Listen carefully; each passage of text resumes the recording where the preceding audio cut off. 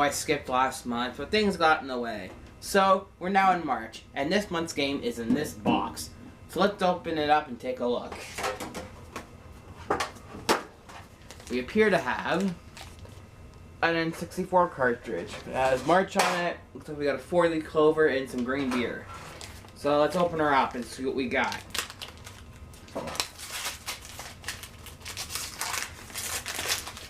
Huh. We have a red cartridge. And it says Spider-Man on it. This may not be so bad. So let's take a look at Spider-Man from the Nintendo 64.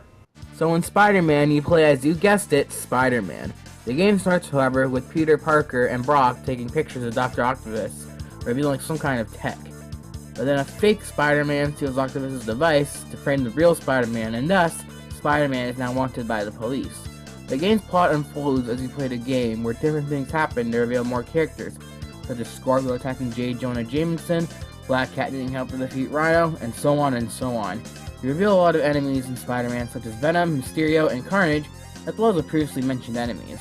To sum up what I think of this game, I enjoyed it. It feels like what you would expect from a Spider-Man game. You fly around the rooftops of New York and kick bad guys' asses. What more can you really ask for? The characters are designed very well, and look exactly like they're supposed to look. Also, having the amazing Stan Lee narrate the story instantly makes this game a good game. Welcome, true believers and newcomers alike. Spider-Man co-creator Stan Lee here.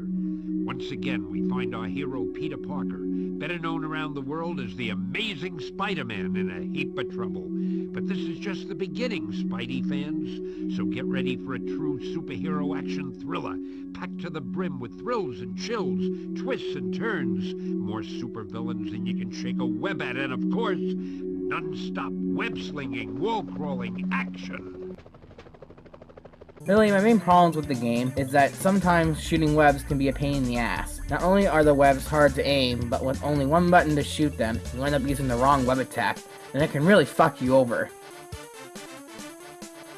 Fuck off! Another issue I have is that this game suffers from something a lot of Nintendo 64 games suffer from, and that's the fucking camera.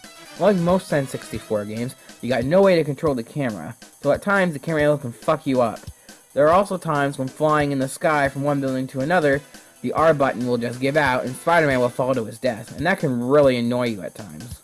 Also, this police helicopter. Yeah, fuck this helicopter. At first it is not so bad to dodge, but eventually it gets more of a pain in the ass to dodge. Like, fuck, the police in GTA 5 aren't as big of pricks. However, even with the flaws, this game is still fun and playable. There have definitely been worse superhero games for the Nintendo 64. Trust me, there have been. Fuck that fucking game. The boss fights in this game, while fun, are quite difficult if you don't know what you're doing. I found myself dying several times while fighting the Rhino, but as I found out what to do to defeat him, it became easier and easier. So if you can find out what to do quick, you should be able to defeat the bosses fairly easily. If you can't, just be ready for a lot of trial and error. The graphics for the era of games is pretty good. The characters look like how they're supposed to look, and are all bright and colorful, minus Rhino of course, as he is supposed to be a dull brownish gray color. Some of the non-hero / villain characters, though, look like there was less effort put into them, as their shapes look more blocky and their faces look basically pasted on. However, on the Nintendo 64, that's expected, with a lot of character designs. The landscape, however, when you're flying around New York, looks so-so. The buildings in the foreground look fine, but the background has almost no detail, with only being able to see tops of buildings. It gives the landscape a sort of dull and bland look. However, once again, due to the era this game came out in, we can look past that. Once you're inside a building or some other location, there isn't really much of a problem with the graphics. An unfortunate thing though, depending on how you look at it, is that in the Nintendo version of the game, the cutscenes are replaced with still images of the cutscenes in a comic book style. For me personally, I got no problem with this. I actually quite like the style as it makes the game feel more like a comic book game. And if this is a Spider-Man game, it should feel like that. The graphics definitely work for this game and only have minor problems. A cool thing about this game is you can collect things along the way, such as comic book covers, as well as several costumes for Spider-Man.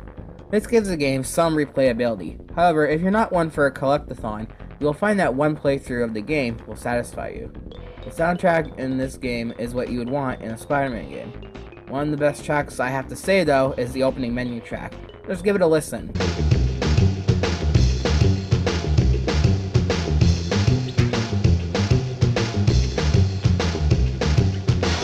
Damn, that's catchy. And that goes with a lot of the songs in the game too. They match the tone of the game and never feel out of place.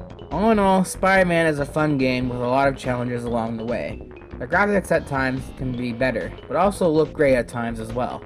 The game has its flaws, but it's a fun game to play, and now it's time to bring out our brand new rating system. The gameplay for me is a solid 2 out of 2.5. It has its flaws, but overall handles good and the story is what you would expect from a Spider-Man game. The graphics, while flawed, are fine for a game like this, so I'll give it a 2 out of 2.5. For reliability, if it wasn't for the things that you can collect, there would be very few reasons to play this game again. So I'm going to give it a 1.5 out of 2.5. The soundtrack in this game is catchy and sounds great, and great for this kind of game. A solid 1.5 out of 2.5. This game gets a total of 7 out of 10. And there you have it, guys. Spider-Man on Nintendo 64 is a nice little hidden gem. I recommend picking it up if you see it in the wild. However, do know that there are some flaws. Now, due to the game getting above a 5 out of 10, we will not be destroying it. But there will be other games to abolish in the future. So now, guys, I gotta go. I got more games to play. So see you next time. Take care.